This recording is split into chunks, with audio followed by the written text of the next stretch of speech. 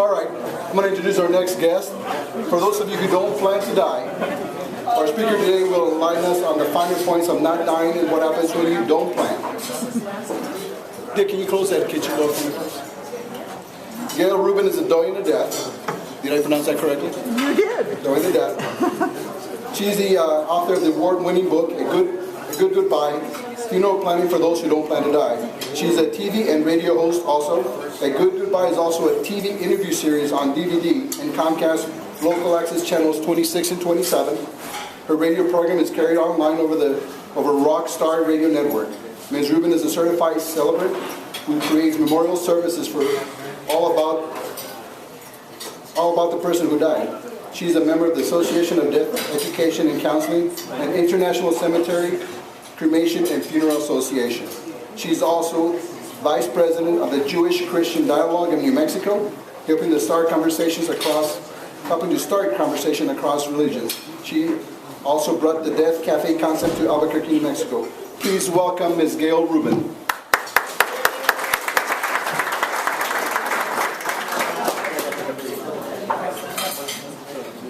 Good. Yes? Please try to keep it down because down here I hear a lot of noise. So if I hear it up here, you guys can hear it down there. Thank you.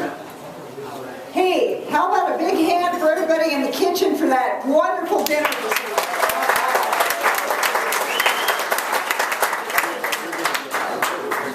Okay. Show of hands. Who here does not plan to die? Yes! Yes, we always get a few. I would love to know your secret for eternal youth. You know, Benjamin Franklin was an exceptional Mason. And he said, of course, in this world nothing can be said to be certain except for death and taxes.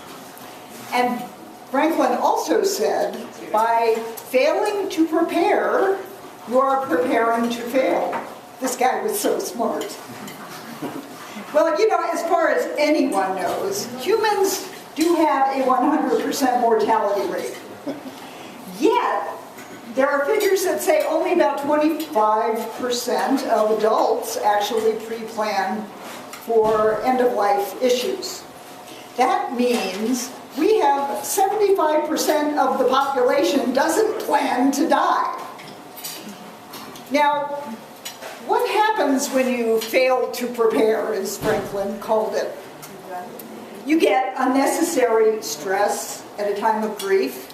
You have family conflict, maybe family fighting over what you might have wanted, but they don't know for sure. You might have overspending out of guilt and grief. And you might have some kind of ceremony that has nothing to do with you, the deceased. And it doesn't have to be this way. It will not kill you to have a conversation. I'm living proof of that. I've been talking about funeral planning for a number of years now, and I'm still around. But you know, as the Doyenne of death, check out the bling. My goal is to bring a light touch to a serious subject and to bring some information that you might not know about. A Doyenne is a woman who is considered a senior in a group who knows a lot about a particular subject, and that would be me when it comes to the party no one wants to plan, a funeral or memorial service. And I actually come from a background as an event planner and a public relations professional, but I did not set out to become the Doyenne of death. I got married for the second time in 2000 and had a very creative Jewish Western wedding, and everybody had such a good time.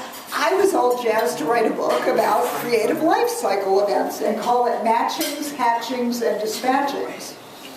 Weddings, births, and deaths. And I got to do a column in the Albuquerque Tribune by that name, and it was the columns on death and funerals that got the most reader response. And it told me there's a real need to be able to have this conversation. So I decided to focus on funerals, but of course, at the time, I had never pre-planned a funeral for anybody. So I picked on my father-in-law, who was getting up there in age. He was in his 70s and had had 3 open heart surgeries in his lifetime. And after the 3rd open heart surgery, he was in a coma for 10 days. And when he came out of the coma, his doctor said, you better get your affairs in order. So he had done financial planning, but not funeral planning. And the only guidance he gave us was just a simple casket, that's all I want. So we went there, and my husband and I was amazed how much information we needed that we didn't have, and was really glad he was still alive to provide that information. And over dinner one night, he's like, sure, I'll get you my veterans papers and my social security number and the family history, and I'm going to write my own obituary. I'm thinking, this is good, he's into this. And then I look over at my mother-in-law. She's looking down at the roast beef and the mashed potatoes and the peas. She doesn't want to think about this. She doesn't want to talk about it. Doesn't want to go there. No, no, no, no, no. Denial is not a river in Egypt. So he actually did not die for 3 more years. At the age of 82, he fell, broke his hip, 7 weeks of hospitalization. You know the drill. It's kind of a downhill slide. On the 3rd ER admission after at 6 weeks, they said, look, we can't fix him. We can make him comfortable and admit him on palliative care. And by the way, if you don't know about hospice and palliative care, that's a whole other topic, but it is quite the blessing. And I encourage people to check into that sooner rather than later when there is a prolonged illness in the family. So we were all there when he died, and it was a beautiful passing, peaceful, and it was midnight on a Tuesday after 7 weeks of schlepping back and forth to the hospital. We were exhausted. But we went to the funeral home the next day, and it was easy, it was quick. We were done in an hour. My mother-in-law just put everything on her credit card. Think of the points, the miles. And even my mother-in-law said, you know, I really didn't like it when you were pre-planning, but now when we needed it, I'm really glad it was done. So that gave me my mission. Talking about sex won't make you pregnant. Talking about funerals won't make you dead. I mean, there's 2 sides to that story. Well, you know, it's just kind of that discomfort about talking about either of those topics.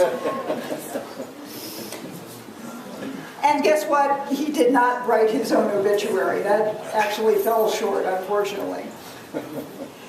But when you prepare, you can minimize that family conflict. You can save money. You can create a meaningful, memorable, good goodbye. And avoid having a lot. I mean, we're all sad when we lose somebody we love. But at least you can avoid a great deal of grief in terms of trying to pull a party together at the last minute, which is basically what we're talking about. So why don't we plan? Well, you know, I think a lot of people are afraid of death. You think? It's like Woody Allen said, I'm not afraid of death, I just don't want to be there when it happens. You know, everybody wants to go to heaven, but nobody wants to die to get there. So I would like to congratulate you all, actually, for considering this conversation tonight. A big pat on the back, a high five. It does take self-awareness to be able to face your own mortality and to start taking these steps that can make it so much better for everyone in your life when you get your affairs in order. So what does it mean when somebody says, get your affairs in order? It's a number of things. Number one, you know, before you're sick, before you're in a coma, before you can't communicate, you want to set up advance directives. These are papers that you put somebody in charge of being your spokesperson when you can't speak. If you're in a coma, if you're brain dead, there are all kinds of nasty things that can happen without warning. And you want to have somebody to be your advocate who knows what your preferences are. If you want to be kept alive as long as possible and try everything possible to restore you to functioning, or are you more of the mind of, just let me go peacefully. Let me go home. I just want to go home. I don't want to be in the hospital. So, could I see a show of hands who actually has advance directives, power of attorney?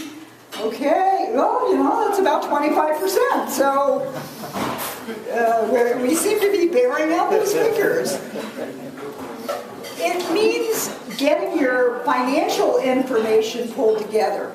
Think about this. I mean, we have bank accounts, we have credit cards, there's insurance, maybe there's mortgages, there's all this financial paperwork with our lives.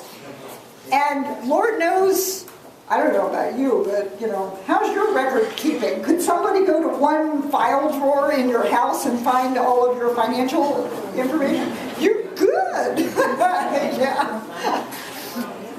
Well, this is something else to think about, because if you dropped off the face of the planet tomorrow, by the way, I would recommend the movie Bernie, which was based on a true story about a funeral director who takes up with a wealthy old widow in town, and she actually puts him in charge of her finances.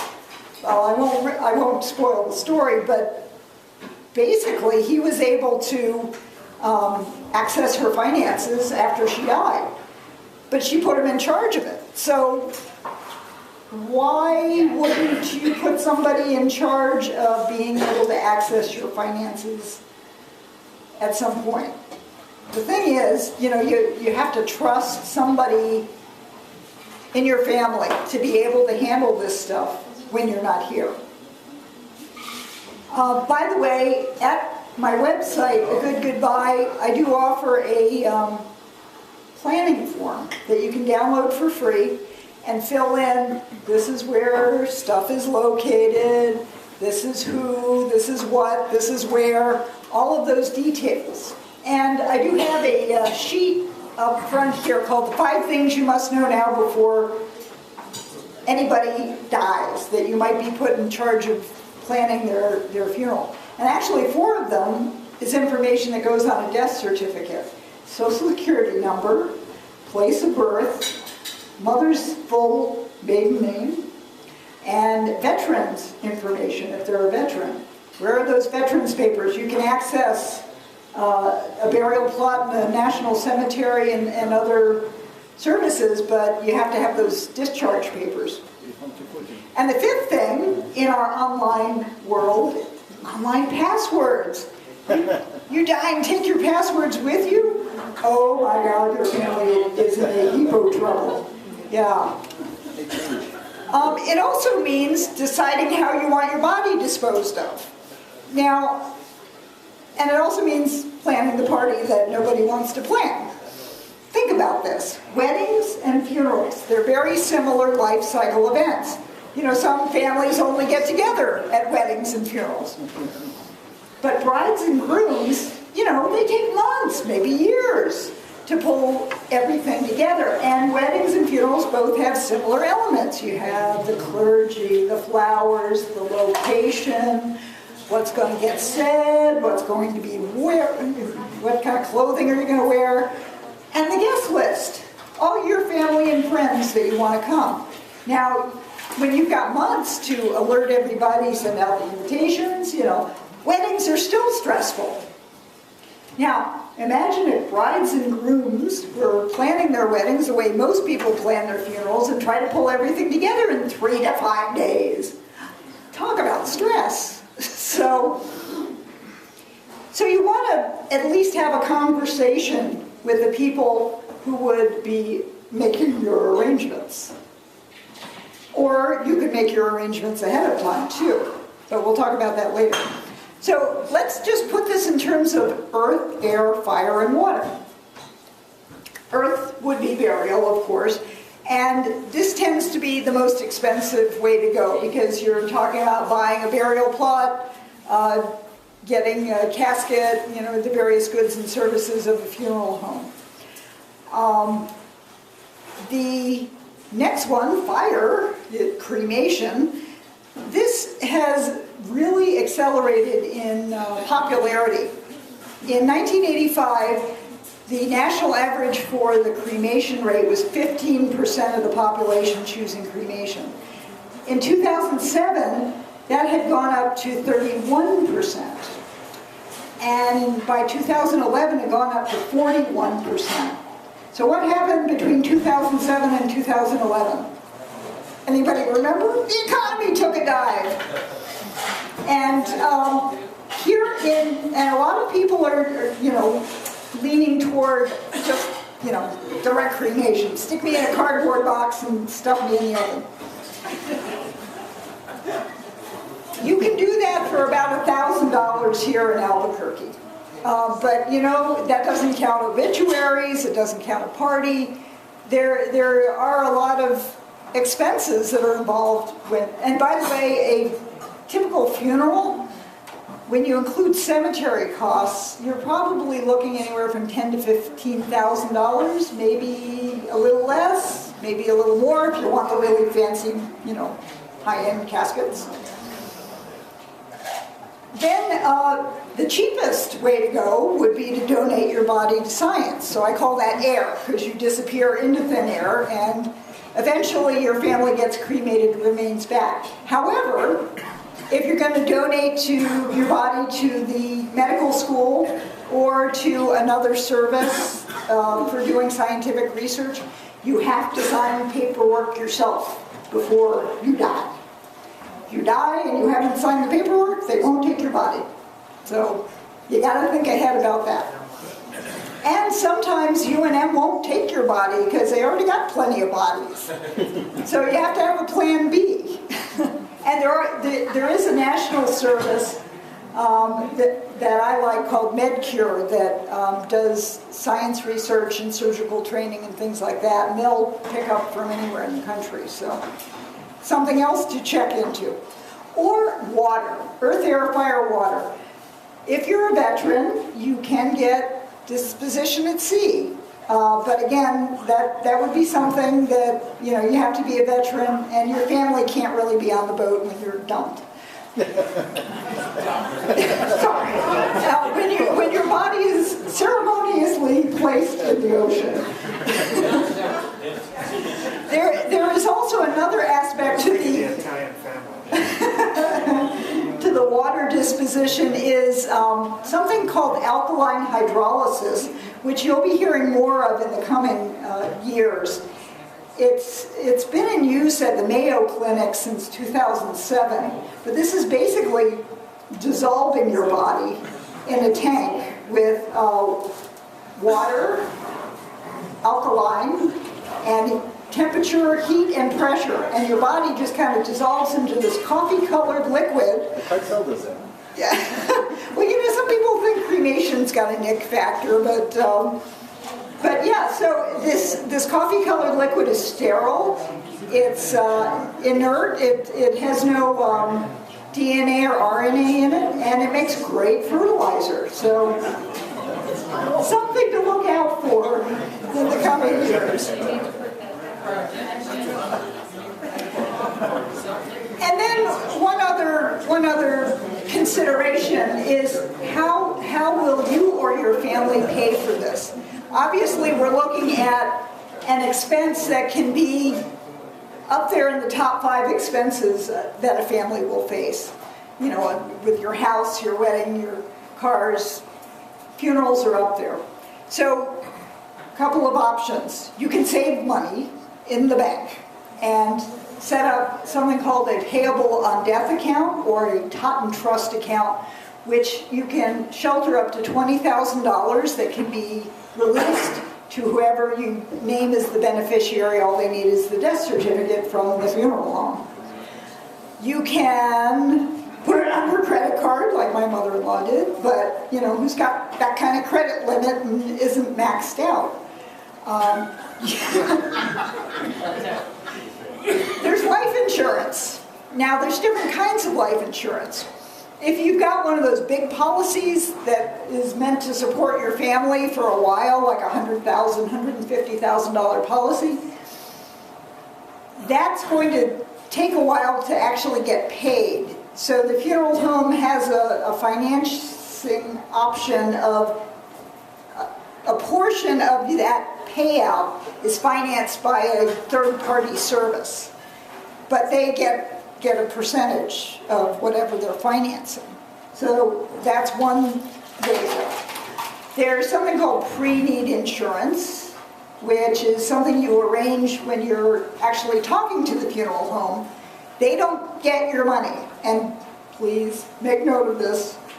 If you're talking to a funeral home for pre-need planning and they're saying, you give us the money, run away very fast, because what is supposed to happen in this state is they have an insurance policy, which is portable, that you can take to another funeral home if you move, or if that funeral home is bought up or goes out of business. So that is there to protect you.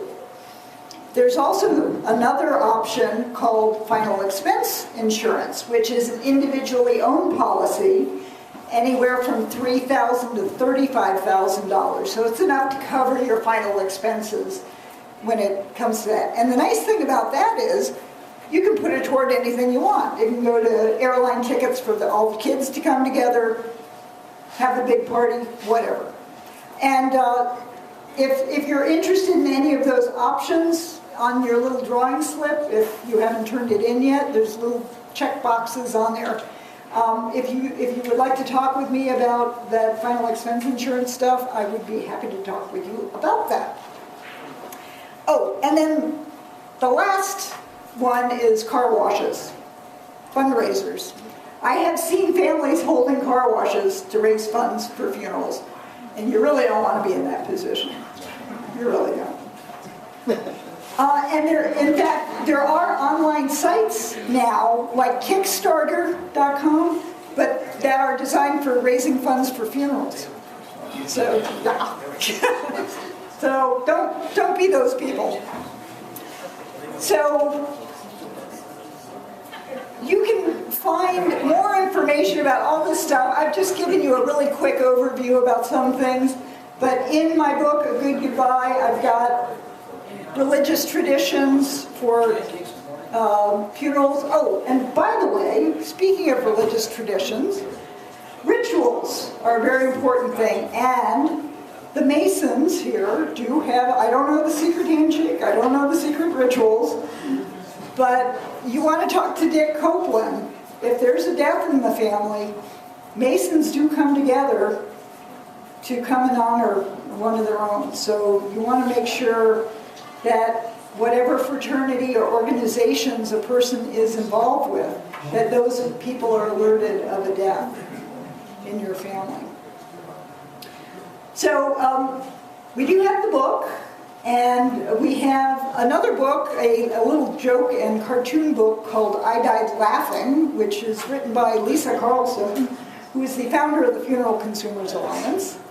And I also have a DVD, which I don't have with me yet because it's being reproduced, but I have order forms if you would like to get a copy of A Good Goodbye television show, which is 12 episodes of conversations about everything you need to know before you go. And I did want to let you know, if you put your email on your drawing slip, I will send you for free the Newly Dead game, which is like the Newlywed game, but the questions are how well you know someone else's last wishes. So, would love to send you that. Does anybody have any questions before I wrap up? We're totally good. All right. So I hope you will go and shop around before you need to, because there is a wide range in personalities and prices in this town. And really, you don't want to be going there with a dead body on your hands and just, go with the first person you show up with. It is a fascinating shopping trip. And by the way, I also am your personal trainer for funeral planning. You know the saying, you can't pay somebody to do your push-ups for you, but you can hire a personal trainer. So that's kind of what I do, as well as all the other things that I do, that I will go with you and we'll put the fun in funeral planning. So before you go to see a funeral director to figure out what you want, think about this. How do I want my body disposed of? Earth, air, fire, water. Who will carry out my wishes? How will I ensure my wishes are carried out? So, like, how am I going to pay for this? And when will I take these steps? Remember, tomorrow is not promised. And how will I be remembered? Loving, patient, kind, generous. This is a legacy that we build day by day with our words and our deeds.